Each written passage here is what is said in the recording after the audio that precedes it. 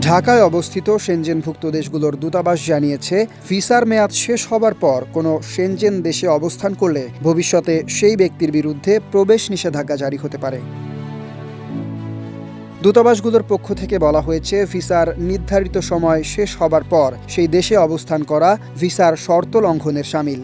এর ফলে ভবিষ্যতে ভিসা প্রত্যাখ্যান বা সেনজেন অঞ্চলে প্রবেশের নিষেধাজ্ঞার মতো জটিল পরিস্থিতি তৈরি হতে পারে।